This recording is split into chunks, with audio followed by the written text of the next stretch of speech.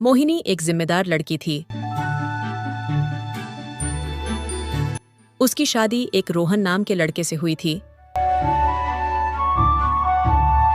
रोहन एक IT company में काम करता था। मोहिनी भी उसके साथ उसकी कंपनी में काम करती थी। उसके ससुराल वालों को भी उसके काम करने से कोई दिक्कत नहीं थी। अरे बहू, तुझे पता है इस बार तो रोहन की सैलरी 30,000 आई है। मुझे नहीं लगता मेरे बेटे जितना भी कोई कमाता होगा। वैसे बहू, तेरी कितनी तनख्वाह आई है? तू भी तो मेरे बेटे के साथ ही काम करती है। अरे माँ जी, मेरे तो कट कटा के बस 40,000 ही आते हैं। अब उसके सास कुछ नहीं बोल पाई और वहां से चली गई। अनजाने में ही उसने अपनी सास की बहुत अच्छी बेइज्जती मार दी थी। ऐसे ही दिन बीतते गए। मोहिनी सुबह सुबह उठकर पहले सबके लिए खाना बनाती, फिर अपने काम पर जाती और आने के बाद फिर सासू माँ की शाम के समय बातें सुनती।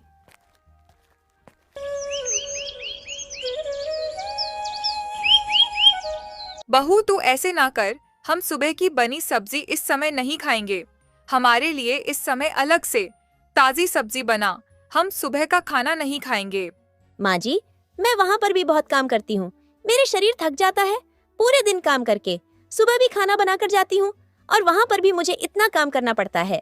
बहू, वह तो तुझे अब करना ही पड़ेगा, वरना नौकरी छोड़ दे। लेकिन अगर तू नौकरी छोड़ देगी तो घर नहीं चल पाएगा। अब तेरी मर्जी है, देख तुझे कैसे करना है। मैं और तेरे बाबूजी तो बूढ़े हो चुके हैं, हमारे बस की तो है नहीं। कुछ करना देख, अब सब कुछ तुझे ही करना है। अब तू ही देख ले कैसे करेगी सब कुछ। अरे सासू माँ, अब आप कह रही हैं तो चलो बना ही देती हूँ। फिर वह शाम के समय सभी के लिए नया खाना बनाती है।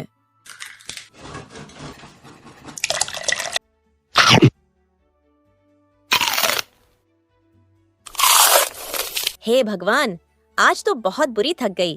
पहले घर का सारा काम करा, फिर खाना बनाया, जॉब पर गई और अब यहाँ आई हूँ तो फिर से खाना बनाया और ये बर्तन साफ कर रही हूँ। यहाँ घर भी मेरी सैलरी पर चलता है, लेकिन मेरी कोई इज्जत नहीं है। और सब बर्तन वर्तन साफ करके सो जाती है।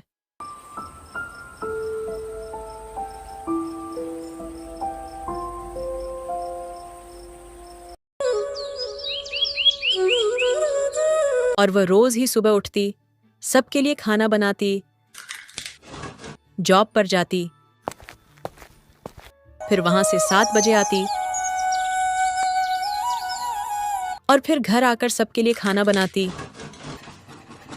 फिर वह थक कर सो जाती। लेकिन उसकी सास को, उसके पति को, उसके ससुर को कुछ भी ऐसा दिखाई नहीं दे रहा था। अब एक दिन उसकी ननद आती है।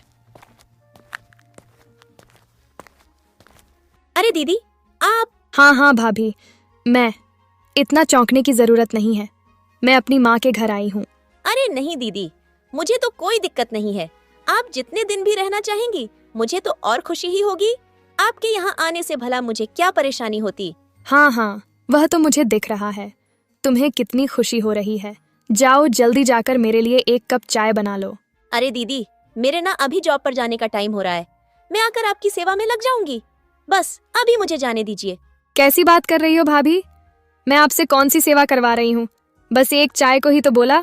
हाय, आजकल की भाभी, अभी ना इन्हें कुछ एक काम बता दो तो इनके नखरे शुरू हो जाते हैं।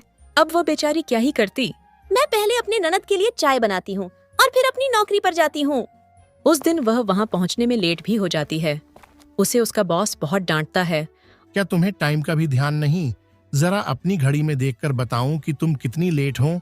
तुम्हें हम इतनी सैलरी लेट होने की नहीं देते।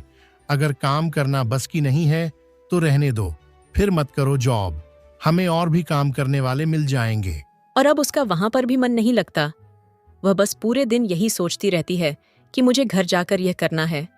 वह कोई भी काम ढंग में नहीं कर पाती। अब वह इतनी परेशान हो जाती है कि वह घर जाते ही अपनी सासू माँ से कहती है, सासू माँ जी, अब मैं आगे यह नौकरी नहीं करूंगी। अब मैंने सोच लिया है कि मैं आपकी और आपके परिवार की सेवा में ही शामिल रहूंगी। अब मैं यह नौकरी, यह सब कुछ नहीं करने वाली। मेरे से यह नौकरी नहीं होगी। अरे बहू, यह क्या कह रही है? लेकिन चल तेरी मर्जी। तेरा मन नहीं तो मैं अब क्या ही कर सकती हूँ। हाँ माँ जी, मैं अब यह नौकरी नहीं करूँगी। फिर वह वहां से चली जाती है। अब सास को बहुत बुरा लगता है, क्योंकि पैसे आने बुरे किसे लगते हैं और उसकी सैलरी भी ज्यादा थी। लेकिन अब जैसे उसने नौकरी छोड़ दी तो उसकी वजह से उसके पैसे नहीं आते, और उन्होंने उसकी तनख्वाह के ऊपर ही न जाने कितनों से लोन ले रखा था। अब रोहन को भी दिक्कत होने लगती है। वह भी कहता है कि माँ, हमने तो इसकी तनख्वाह के ऊपर कईयों से लोन ले रखा है, अब हम कैसे लोन चुकाएंगे? अब उसकी माँ कहती है, बेटा, अब मैं क्या करूँ? अब इसने तो सोच लिया नौकरी छोड़ने के लिए। इस पर भी ये नहीं है कि बाकी घर का भी काम कर लेती, नौकरी भी कर लेती। नहीं, इसे तो जिद छड़ी है, बस हमें नीचा दिखाना है। नहीं, ऐसे कौन करता है? बेटा तू यह बता। अरे माँ, तुम्हें भी देखना चाहिए ना, वह बेचारी वहां भी काम करे, फिर पूरे दिन यहाँ भी काम करें। तुम्हारी वजह से हुआ है सब कुछ, अब तुम ही देखो।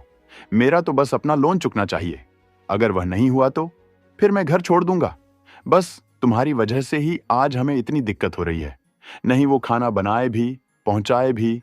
एक वो बड़ी बहन है देवी, 10-10 दिन आकर रहकर जा रही है, वह चुका देगी क्या हमारा लोन? अरे बेटा, तू इतना गुस्सा क्यों करता है? नहीं माँ, तुम ही बताओ, ये कोई सही बात थोड़ी है, वह भी इंसान ही है।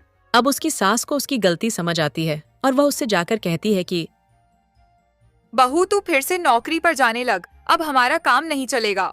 नहीं सासू माँ, मैं तो अब आपकी, अपनी ननद जी की, अपने पति परमेश्वर की सेवा करूंगी। मैं नहीं जा रही किसी नौकरी पर। आपने मुझे क्या समझ रखा है? जब जाऊं तो एकदम नौकरानी बनाकर रख देते हैं। अब तुम्हें पैसे की जरूरत पड़ रही है तो अब बेटा तू नौकरी पर चली जा। फिर से मुझे नौकरी बनाकर रख देना, मैं नहीं जाने वाली अब। अपने बेटे को कहो कि वह कमाए इतना और सारा लोन चुका दे। नहीं, मैं तो घर के काम के लिए ही बनी हूँ ना, मैं तो वही करूंगी। अब बेचारी सांस की दिक्कत आ जाती है। उधर बेटा रोज उसे सुनाता है और इधर बहू से कुछ कहा जाए तो वह उसे सुनाती है। अब उसकी ननंद फिर से आती है। वह देखती है कि यहाँ तो बड़ा ही बेकार माहौल देखा जा रहा है।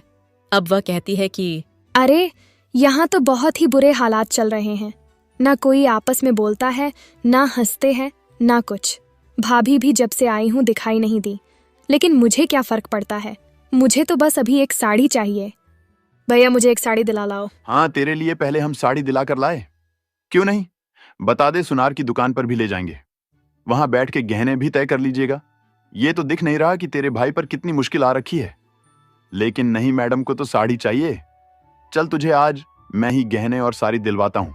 अब वह क्या करती, वह अपनी माँ से कहती है। माँ देख लो, भैया मेरे से कैसे बात कर रहे हैं। माता वैसे ही परेशान है। वह कहती हैं कि हाँ, गलती तो तेरी ही है। जब से आई है हमारे घर में आग लगा के रखी है। चली जा यहाँ से।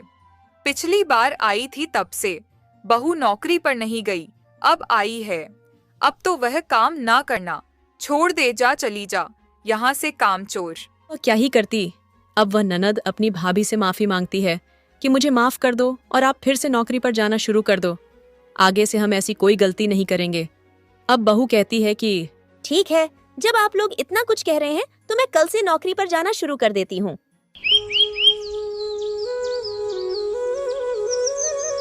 अब वह अगले दिन पहले सबके लिए उठकर खाना बनाती है,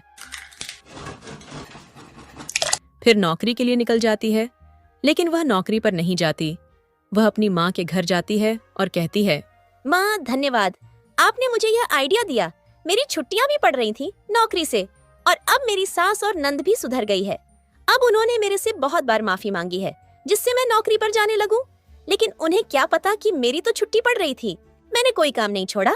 बेटी सही कह रही है, अब तेरी सांस का घमंड भी टूट गया। अब आगे से अगर वह कभी कुछ ऐसे करे तो मुझे तुरंत बता दिए। अब ऐसी फिर वह अपनी माँ से बातें करती है, उसके साथ घूमती है और अगले दिन से फिर से नौकरी पर जाना शुरू कर देती है। ऐसी और मजेदार कहानियां सुनाने के चैनल को सब्सक्राइब करें।